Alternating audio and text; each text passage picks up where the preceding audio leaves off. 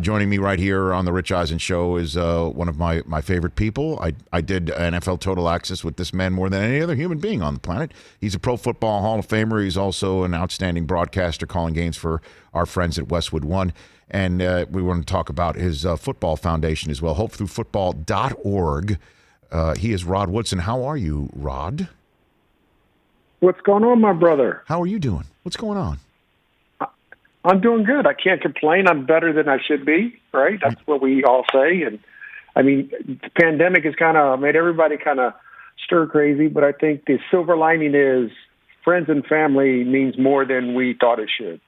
I love that, Rod. That is a good point. That is an absolutely good point. And so, and you're a grandpa, right, Rod? You're grandpa, Rod, right? I am a grumpy grandpa now.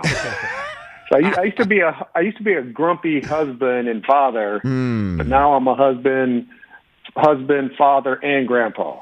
Now, this is how I know you, right? Because I've heard so many stories from you. I'm trying to remember the player that made you the grumpiest playing against him was Webster Slaughter. Is that a correct memory pulled by me? That is absolutely, you're absolutely correct. I mean, we got in multiple fights. Why? We got kicked out a game because he talked a lot, and I wasn't a real talker, but he got under my skin a couple times, and I told him not to say one more. I said, you said anything else to me, I'm going to let you know.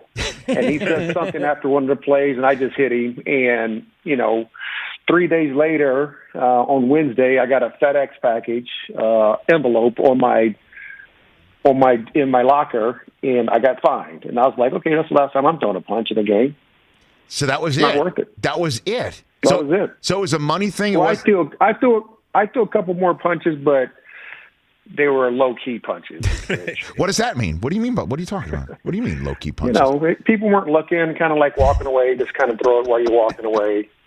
But I just love this. One big movement. See, now I wasn't even planning on bringing this up with you, but since you mentioned you were grumpy, and so I just remember you told that story to us once, and we thought like Webster Slaughter. Was that a division rivalry thing too? Also, could it have been? I think so because when I first got to Pittsburgh, it was a Central, right? So the old AFC Central, and the Steelers weren't the best team in the Central. So I mean, Cleveland was good, Cincinnati was good, the Steelers were down, the Houston Oilers were a pretty good football team, and we were a young, up-and-coming team, and that was the last 5 years under Chuck Noll. And he would get under my skin on those games that we had to play twice a year.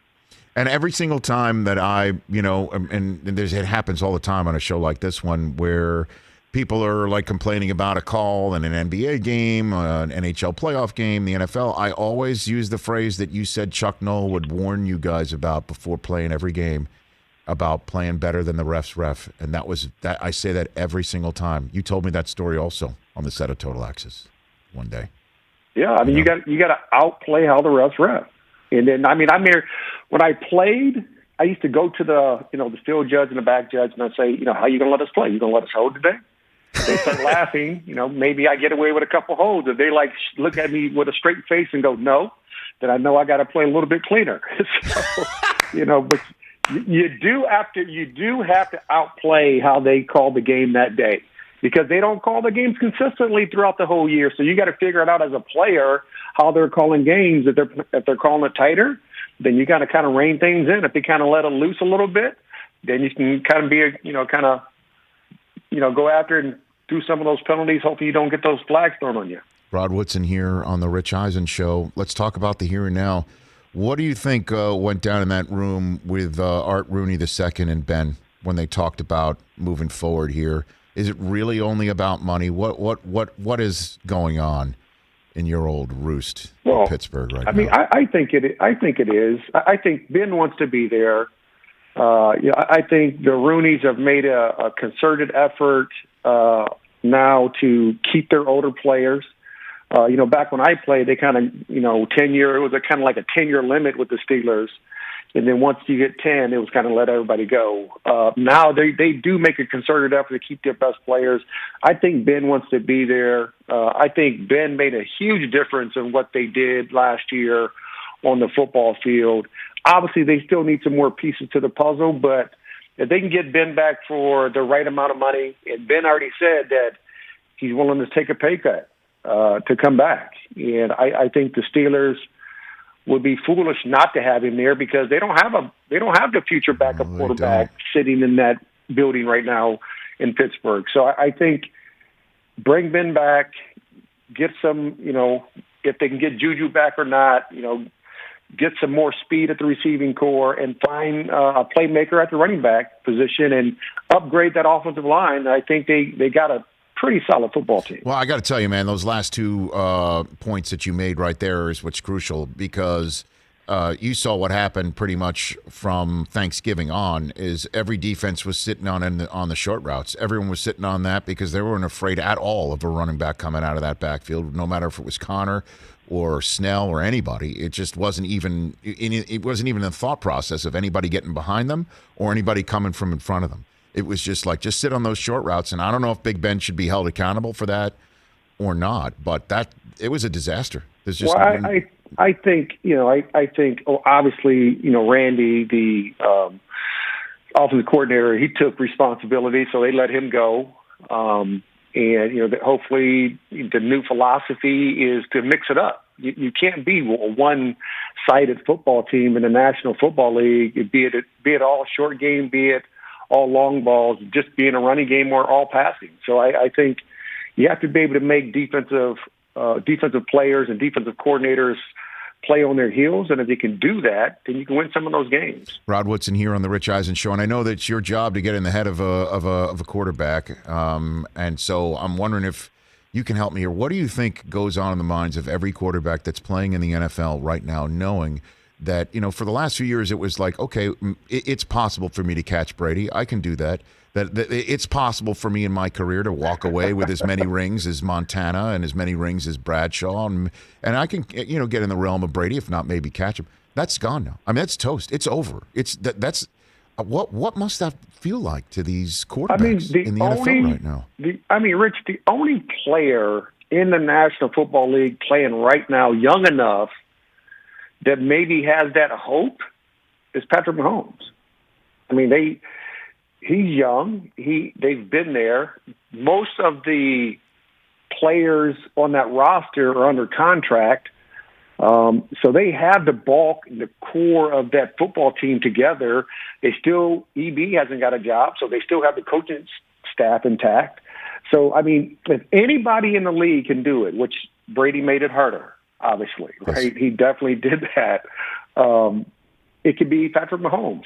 He can be the one to get there, but obviously, somehow, some way, Andy would have to just keep bringing in different players, and they keep winning somehow, some way. It's just what Brady did in his career, especially in New England, when he had probably the least amount of talent at the receiving core and the running back position, and to keep winning that way, and just to leave there, go to a new franchise, learn the language for the first half of the year because they didn't have all season.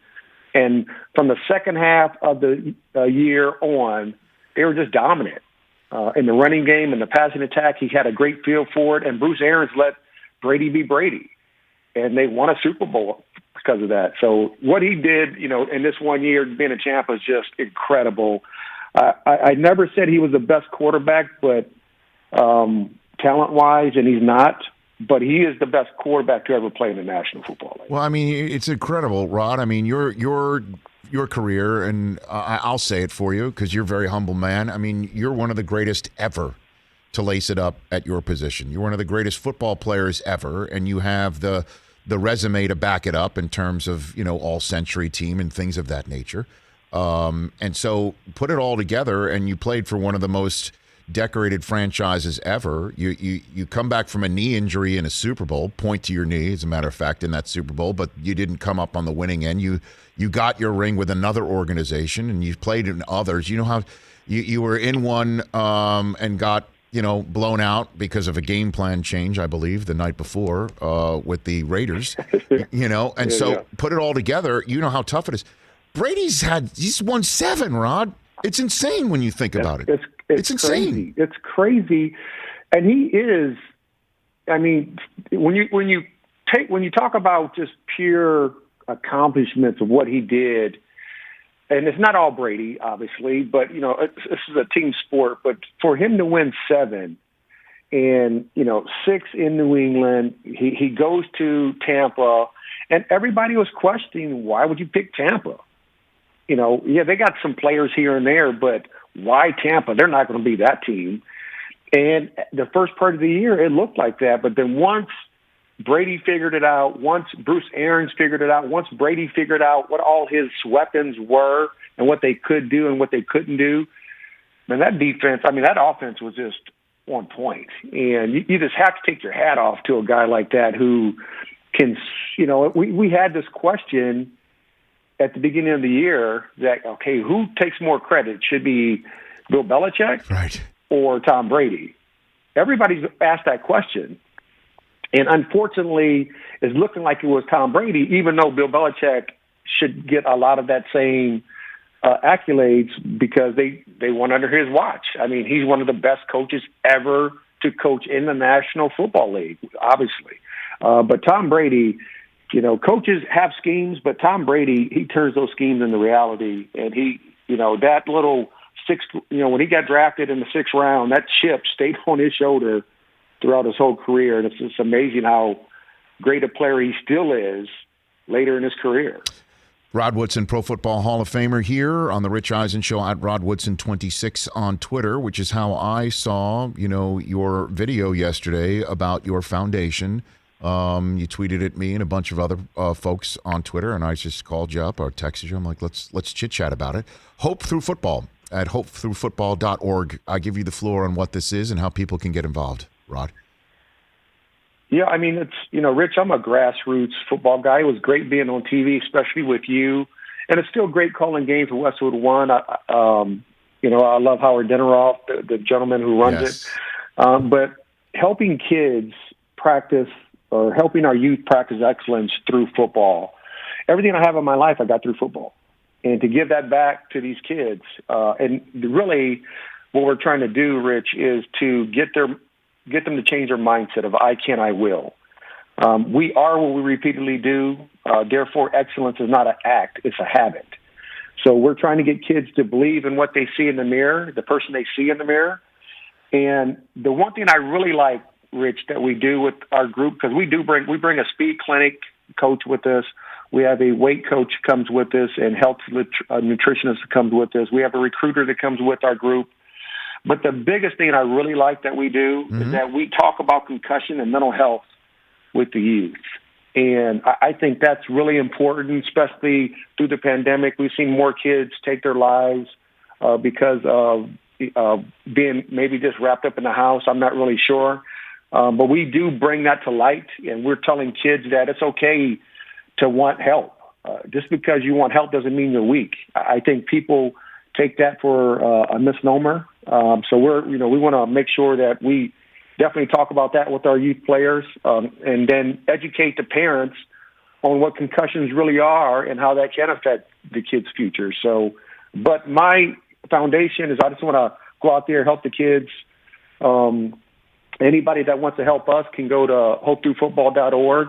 We have 16 camps this year. We have 10 in the U.S., 6 internationally. That's amazing. We're definitely doing it. Our first camp's going to be in Houston, Texas, April 30th through May 2nd. And that'll be something that you can go donate and find out how you can avail yourself of all the processes of Hope Through Football at hopethroughfootball.org and creating leaders on and off the field. And that'll be great in Houston. I hope you get a commitment from Deshaun Watson, better than the Texans potentially can these days. Rod? I got to track his number down. So. Well, I don't know. I would say ask the Texans for it, but I don't know if he's told him to lose it. I don't know. You see what I'm saying? Yeah, I don't think he gave it to David Culley yet. So. Do you like Culley? I'm sure you must know Culley. You must know him through all the years, right? Culley started in Pittsburgh way back in the day, back in 1997. I think that was his first year in the league. So David Culley cut his teeth in Pittsburgh, which seems like a lot of coaches do now throughout the years. But I'm hoping that David Culley gets his due. And if they don't keep Deshaun Watson, and then David Culley takes that job, well, he took the job because he has Deshaun Watson as his quarterback, and not having him at the forefront of what that franchise is. JJ's gone. He's an Arizona Cardinal now. So who's the next person everybody's looking to? It's Deshaun Watson. And, I would hope that somehow they can work it out. I don't think that Deshaun wants to work it out. So it's going to be interesting to see what their stance is going to be moving forward. Yeah, I know. But why not get David Culley, a young quarterback from a team that will take Watson off their hands and replenish all the draft choices for the new general manager, Nick Caserio, that the owner obviously thought was the proper combination of coach and general manager, and let him build from scratch right there. Let him build his why have a holdout situation, for the coach? That just makes no sense to me. That's going to be between the owner and the president of the club, right. And do they let the players make the decision for themselves? So that's the question, right? So he did sign a contract a couple years ago. He's unhappy with the direction that the franchise has gone the last couple years. He wants out. I mean, obviously JJ, he wanted out too because he saw the same kind of writing on the wall. Now the owner has to make a decision. Is he going to let every player out just because they're unhappy on the decisions that the franchise is making? If they do, then they will trade him. If they don't, and they feel that we're going to make our decisions, even a lot of players probably won't like it, but we're not going to let them just out because they want out. So it's going to be interesting to see how they work it out. But I'm with you, Rich. I'm with you. He doesn't want to be there. Yeah. You're going to get some really good draft picks, future draft picks, for your franchise, and try to build from that. Now, you're not going to get another Deshaun Watson in that draft, but maybe you can get other positions, and you just get a well-rounded team, and you build a culture of winning, and then hopefully they can change the mindset of what a Houston Texan looks like, or player looks like, in the near future. Maybe you should tell Deshaun Watson while he's holding out, he should just go run track in Berlin like a 10th overall pick of the 1987 draft once did. Who was that person holding out on the Steelers back in 1987? That was remember though, they had 87. They had a holdout. Mm-hmm. They had a holdout. I mean, they had a strike, so it didn't come back. I mean, the scabs or the leftovers, what they called them. Yep. Those guys were playing, but the season didn't really start till probably week 7 or week 6, something like that, with the regular players. And is that when you were running track? Fun, though, Rich, I was a 21-year-old knucklehead kid from Purdue. They got to go run, and my first race was in Nice, France, and going to all those different countries and running in the European circuit was just a tremendous thing for a little young kid out of Indiana. See, I've spent too much time with you, Rod. I know your whole story. And I know your entire story. I know too much. I appreciate you coming on and sharing, though, here. Appreciate it. You're the best. No, but I appreciate you letting me use your platform, Rich. Always. But anybody out there listening who wants to help out, they can go to hopethroughfootball.org and they can donate, and they can reach out to Rod at hopethroughfootball.org also. And if they want to be a partner with us in any capacity, we're looking for that too. Anytime, Rod. Let's get you back on and we'll promote this again. We'll keep hitting it. And best to your family. You be well. All right. You're the best. Well, I appreciate it, brother. Right, thanks. Take care. You got it. hopethroughfootball.org. You can, and it's hope, THROUGH, not the shortening of the word through. Hey, you watched all the way to the end. Thanks for that. Watch more right here.